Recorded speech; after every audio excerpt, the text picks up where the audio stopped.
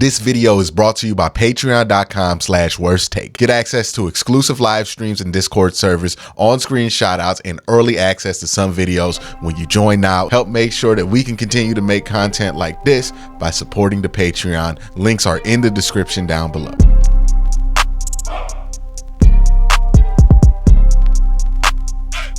I cover the AFC North as well as the Cleveland Browns on my podcast, AFC North Talk. So shout out to that. Make sure you guys check it out.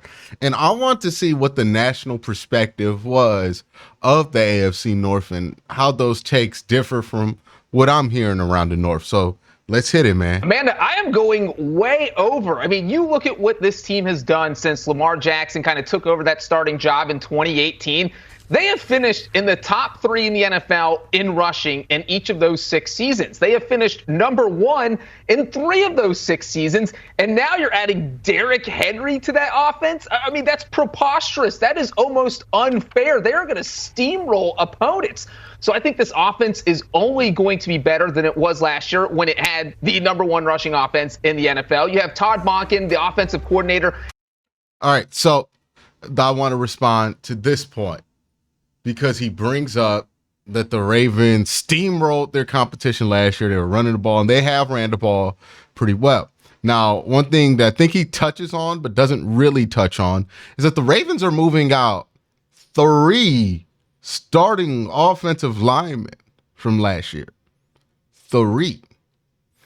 The 2 that are coming back, one is Linderbaum, who's good. The other one is Ronnie Stanley, who... Not Ronnie Stanley like we remember him, especially in the run game. He's not that great of an athlete anymore. So I think they are underselling that Ravens offensive line issue. I think they're overselling the whole Derrick Henry thing. I talked about it before. I have plenty of videos on the subject. But basically, I think the math that people are operating on, which is Ravens run game without Derrick Henry, good. Derrick Henry, good. Derrick Henry plus Ravens will equal amazing result. I don't think that math is as simple as some people make it out to be. I think there's a lot of things that come with how Derrick Henry is productive in an offense that aren't really compatible with how the Ravens have been productive in their run offense over the last few years. And I'm interested to see what that combination is going to look like and if that's going to work out at the same level that a lot of people are assuming it's going to work out at. So there, I have a disagreement there. I don't think it's a lock for the Ravens to steamroll a lot of teams because that offensive line is not great. Does not feel like a steamrolly offensive line. And it's going to put a lot of the weight of the run game on a older Derrick Henry. And I don't know if Derrick Henry's ever been the kind of back where you want to put that much on him. And 2, even if he is that kind of back, there's no guarantee he still is at his age.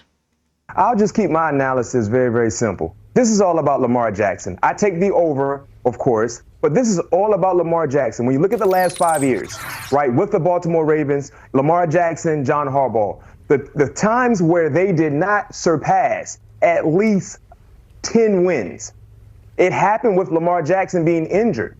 2021 and 2022, when you talk about having 8 wins in 2021 and 10 wins in 2022, Lamar Jackson was dealing with injuries, only played in 12 ball games. But when Lamar Jackson has been healthy, you look at the other 3 years, right? They've averaged around 12 wins. Win number 8 has been in the lineup.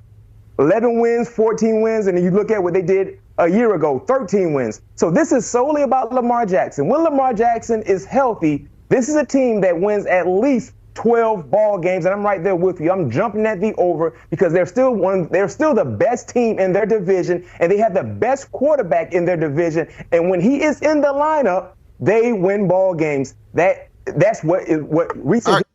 So I don't really disagree with what he says here. I think the stuff that they're saying about Lamar Jackson is true. I know some people get mad when I say how I feel about Lamar Jackson, but I do think Lamar Jackson is really good. Now, you could think about whatever he is in the playoffs or all of those takes, have what you want with him. But as far as the regular season goes, he might be the most prolific regular season quarterback since like Peyton Manning. 2 MVPs in like 6 years. It's Peyton Manning level stuff. You look at his accomplishments, you look at the win-loss record with him, you look at his plus minus with the Ravens. It's all very impressive. It's all some of the most impressive regular season numbers we've seen in quite some time. And he's going to continue to rack up that regular season stuff because he's a good quarterback. He's a great quarterback. And when it comes to relying on somebody for a regular season win-loss total, I think he's the best quarterback in the AFC North for that. That being said, I do think this entire conversation kind of missed out on talking about the Ravens wide receiver depth. I don't think they're great there. They weren't great last year. They got worse than they were last year. They lost guys, didn't really replace them. They're relying on Rashad Bateman to do a lot, which is concerning because he gets injured a lot and he hasn't been good when he's not injured. So, like, I don't know what concerns you more, right? Rashad Bateman's injury history or his body of work when he hasn't been injured. But that's something that you could talk about. But honestly, I don't disagree with the conclusion that they came with. I just disagree with how they got to that conclusion. But if you're going to tell me you would take the over on the Ravens, I would agree. Yeah, I would take the over on the Ravens. They feel like a 11-12 win team to me. And they'll probably be an 11-12 win team because Lamar Jackson is that good. I think the whole Derrick Henry angle is a little bit overrated. I think the wide receiver stuff does matter. I think the offensive line stuff does matter. And I think that will affect the Ravens more in the postseason than it will in the regular season. But as far as the regular season goes, yeah, they're probably going to be a pretty damn good regular season team. I got to keep it real. But when it comes to the Cincinnati Bengals, John, with you being a faithful fan, Zach Taylor has been there coaching the Cincinnati Bengals on the sideline, I think, 5 years, right? In 5 years, he's only surpassed 10 wins once. One time. When it comes to trying to win money, I love to follow trends. That trend tells me that they're going to hit the under because in 5 years, he's only surpassed 10 wins once. Secondly, when you look at Zach Taylor as a professional coach for the Cincinnati Bengals, just in the AFC North versus AFC North teams, Zach is 10-20.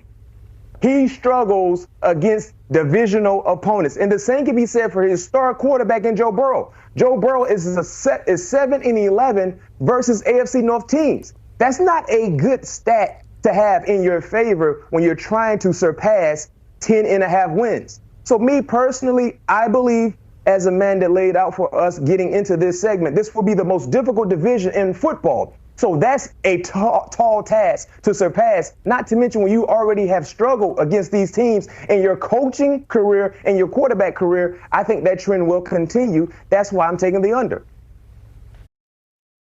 Very weird take from Brian McFadden. That is a odd take there. So he's saying the Bengals would be under 10.5 wins. He's saying they're going to win 9 games or 10 games or less. And that's not the craziest take in the world if you think the Bengals are only going to win 10 games or you think they're locked to get under 10. Like, okay, I don't necessarily agree with it. I think that 10.5 is more of a push than a take over or under. But it's a weird evaluation of the Bengals because, one, the whole evaluation or justification for the evaluation seems to be centered around Zach Taylor, and that I have issues with that for multiple reasons. One, his whole point, and like this is like the crux of his argument, right? This point about Zach Taylor has only won 10 wins or more. Not 10 wins or more than 10 wins once in the last 5 years, right? That's his big point. Now, one, don't know who made that the bar for like good coaching. You must have multiple 10-win seasons. And that does come back awkwardly later in this video if he's going to talk about a team and make an argument for a team in the way I think he's going to make an argument for a team. So the issue I have with it is also, even if that were a metric, saying that Zach Taylor only won 10 games in 2021 is intellectually dishonest. It might be technically true if you're only counting the regular season, but that discounts the fact that the Bengals went to the Super Bowl in 2021. So this season, you're saying, does not count in the good category for Zach Taylor because he did not win more than 10 games, is a season in which he made the Super Bowl. He won 3 games in the playoffs. So yeah, they went 10-7, but he won 3 games in the playoffs. They went 13-8 for the year. That makes no sense. Like, also, the Bengals went to 2 conference championship games back to back. They've had success in the playoffs. And I can hear you right now, and you're saying, Quincy, that's got nothing to do with Zach Taylor. That's got everything to do with Joe Burrow. And I would agree with you, which brings me to the second reason why this take is weird. It's centered around Zach Taylor, as if Zach Taylor is the primary reason we think the Bengals are good. It's not. It's Joe Burrow. Joe Burrow's the reason we think the Bengals are good, right? It's never been about Zach Taylor. And it's interesting that they made that point with the Baltimore Ravens, that Lamar Jackson's going to carry them over the threshold and he's that good. And I'm not saying Joe Burrow is as good as Lamar Jackson. I don't think he is. Lamar has 2 MVPs. Joe has none. You can make the argument that Joe has more playoff success, but we're talking about regular season right now, winning the division. Still, Joe Burrow is in a class of quarterback where you just can't ignore him. Right? And to only bring him up with his negative division record, I think is a bit silly. The fact is that the Bengals won 9 games last year and they missed Joe Burrow for a good portion of the season. They're probably going to win at least 10. They're probably a safe bet to get to 11. I would call it more of a push than anything, but it would be a push with a slight lean to the over for the Cincinnati Bengals. I don't think the justification that Zach Taylor hasn't won more than 10 games in the regular seasons over the last 5 years really holds up, especially when you consider one of them seasons where he only won 10 games. By the way, the Bengals were like 4-11 the year before, but one of those seasons he went to the Super Bowl. Are we going to act like that season was a failure for Zach Taylor? Take the over. 8.5 is extremely low for a very, very talented team on either side of the football field. I echo your concerns, John, when you talk about Deshaun Watson.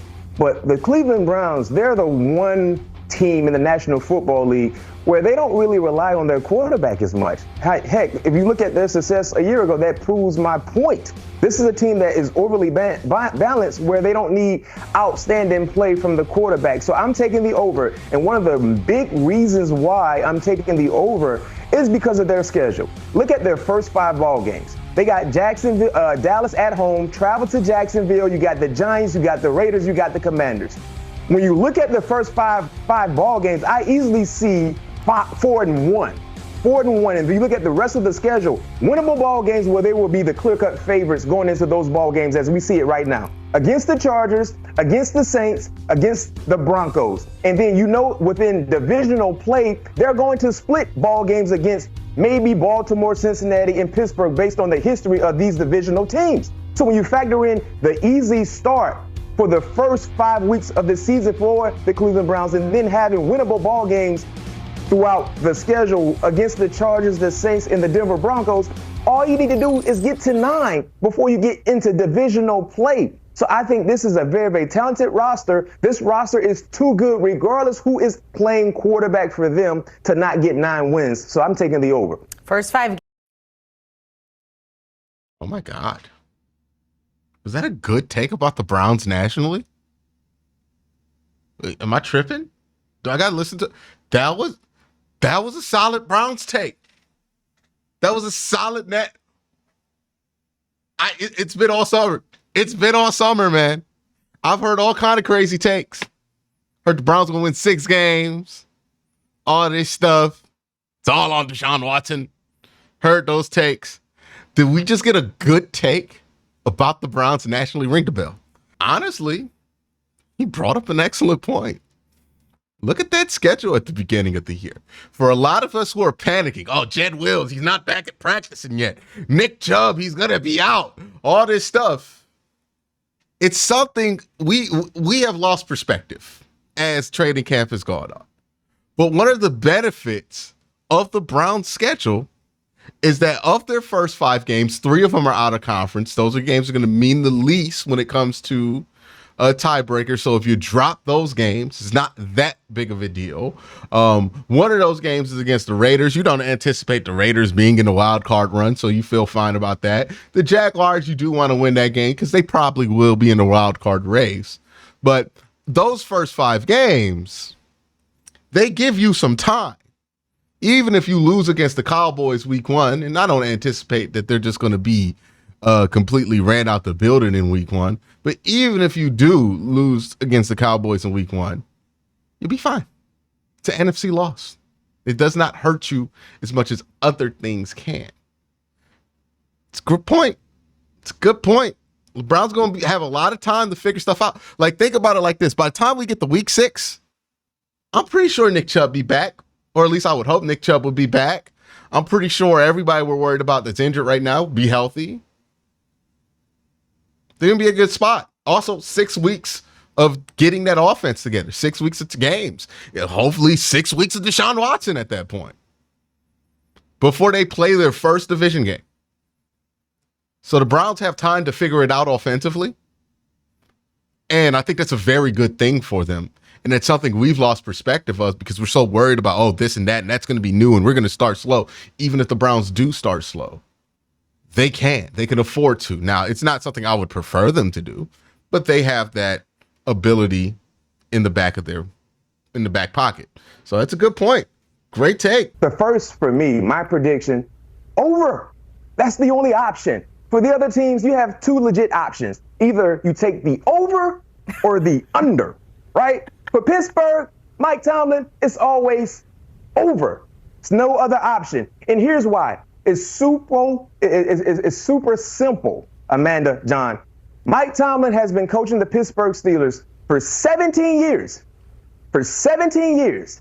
There's only been 3 years where he did not win at least 9 games.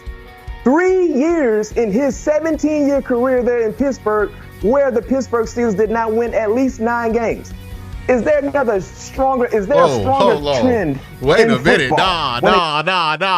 Run that back. See, I gave you all the credit in the world for having good takes about the Browns. But if I were a Bengal fan, I would tear you apart for this one, right? We bring up Pittsburgh. He wants to make a point that Pittsburgh's going to be good this year because of their coaching. And I don't necessarily disagree with that. But if I were a Bengal fan, I would point out, that you gave Zach Taylor all the hell you could give him because he didn't win more than 10 games twice in the last 5 years. Now, 2 coaches in the AFC North can say they did that. John Harbaugh, Kevin Stefanski. 2 coaches in the AFC North can't. He mentioned Zach Taylor, which again, very dishonest to say that about Zach Taylor. The 1 year he won 10 games, they went to the Super Bowl.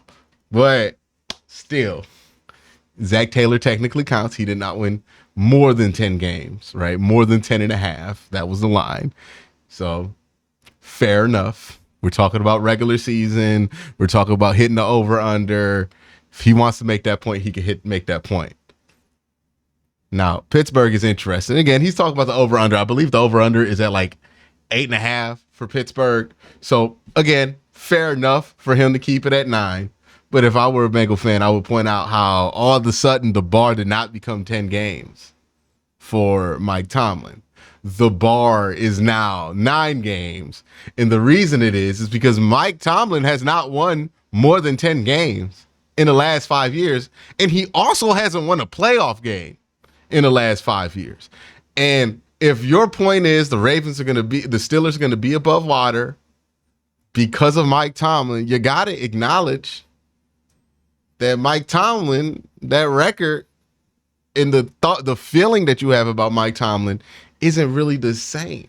Now, you can make the argument that the Bengals have had a lot more to work with than the Pittsburgh Steelers. But my man is basically saying that the Steelers and the Bengals are going to be the same record, the same level of team this year. I think that's crazy. Like, the Bengals are clearly a tier above the Pittsburgh Steelers. But he's saying that the Bengals are brought down because Zach Taylor, who has not won 10 or more games in the last 5 years, is their coach. But the Steelers are brought up to the Bengals level because they have Mike Tomlin, when Mike Tomlin has not won more than 10 games in the last 5 years, and he hasn't won a playoff game in the last 5 years, when Zach Taylor's won 5 playoff games in the last 5 years.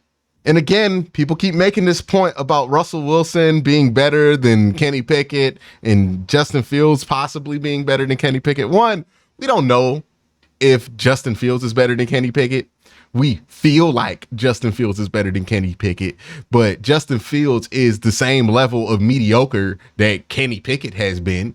Both of these dudes got moved out of their starting position, cleared out to other teams for low round draft picks. The NFL sure seems to think that Justin Fields and Kenny Pickett aren't that different.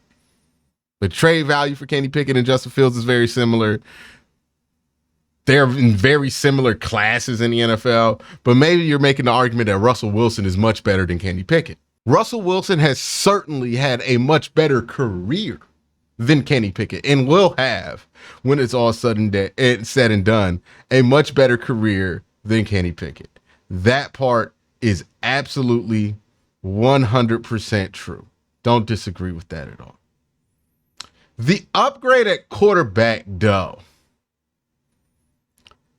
I don't know if it's that much of an upgrade from this year from Russ to Kenny Pickett. And I don't know how much that upgrade is worth, right? Because we're talking about a team that went 500 last year with Kenny Pickett. People are assuming that you add a better quarterback, that's going to make you 1 or 2 games better. One, the ideal of Russell Wilson being worth 1 or 2 wins is crazy. No team thinks Russell Wilson is worth 1 or 2 wins. If teams legitimately felt like having Russell Wilson versus a replacement level quarterback was worth 1 or 2 wins. You know how crazy that is to say that a player is 2 win shares? Myles Garrett is worth 2 wins. We saying Russell Wilson is the same as having Myles Garrett as far as a win share goes. It's nuts. It's nuts. And let me tell you something. If NFL teams thought that Russell Wilson was worth 2 wins, he wouldn't be playing for $1 million for the Pittsburgh Steelers this year. The Seahawks decided to take in $26 million of dead money to get rid of Russell Wilson in 2022. The Denver Broncos decided that they would take $85 million in dead money in 2024. Russell Wilson accounts for the number 1 and number 5 highest dead cap numbers in NFL history, which means 2 times in the last 3 years, teams have decided it is worth paying an exorbitant amount of money just to get Russ off the team because we believe that will make us better. Teams have paid out over $111 million in dead cap just to get rid of Russell Wilson since 2022. That's 3 seasons. It's $111 million. That's $37 million a year to not have Russell Wilson play for you. You can get Justin Jefferson and a punter for the price that they're paying Russell Wilson to not play football for you. That's how much teams wanted him off. And we're just assuming this dude's worth 1 win, 2 wins. Come on. He's been worth negative wins the last 3 years of his career. Teams sure believe that they can be better without Russ than with Russ. The idea that Steeler fans have that they're just going to add Russell Wilson and get better than they were last year, it's a pipe dream. It's a pipe dream. Russ is better at some things than Kenny Pickett, but he might make you worse at other things. That's kind of the deal with Russ at this point. You're going to have some wasted possession. He comes with extra baggage that Kenny Pickett didn't come with, and that might affect the offense more than you're anticipating. Think about it like this. The Saints thought that all they had to do was upgrade a little bit at the quarterback position. They started Andy Dalton a year ago. They're like, if we just get better than Andy Dalton, we'll be a playoff team for sure. They went out, they signed Derek Carr to all that money, and they won 9 games and missed the playoffs in the NFL's easiest division. The upgrade at quarterback ended up not being that big of a deal, which is my final point, which is it really don't matter if you going from trash to ass at quarterback. Like, that's not a big upgrade. It's not a big enough upgrade to change your win total. And that's what the Steelers are doing at best is, hey, you're going from trash to ass. It's better than trash. It's still ass. Like, just because it's better than trash don't mean it ain't ass. And that's what it is. That's the Steelers quarterback situation. It's ass. It is 100% pure grade. Ass. You got Kenny Pickett. I mean, you don't got Kenny Pickett no more. Congratulations. Now you're choosing between Russell Wilson, who's been so cooked over the last few years that teams are willing to spend $37 million a year to have him not on the team. Russell Wilson drove the Denver Broncos to draft Bo Nix in the first round, in the top 10 of the first round. That's how bad Russ is. It's cooked. It's been on the wall. Russ has only gotten older and slower in the last few years. He's 33 now? He's just going to have a renaissance? Why would he have a renaissance? It ain't like he's been playing injured the last 3 years. He's been healthy. This has been healthy Russ. He's gotten older. What's going to be renaissance with him? This isn't like any other. I would have more faith if they were playing Carson Wentz in a renaissance than Russell Wilson at this point. And in the Justin Fields thing, it's all hope. But honestly, Justin Fields is not that different than trying to play Kenny Pickett. It's really not that different. Justin Fields is ultimately as limited as a quarterback as Kenny Pickett. Yeah, he can run, but he can't do some of the stuff that Kenny Pickett can do with the ball throwing it. It ain't like Kenny Pickett can do that much. He's more limited than Kenny Pickett as a passer. So again, you're going to be limited. So I don't really care if you think the Steelers have upgraded. Like, how much do you think they've upgraded? Because right now, what I see is an upgrade from like, okay, you was garbage last year and you might be ass this year. Congratulations. That don't really change nothing. But that's my thoughts on the division. That's my thoughts on that video. Overall, throw some solid takes in there. Thought the Cincinnati take was weird, but let me know what you think in the comment section down below. Y'all have a great day. Have an even better night. Peace.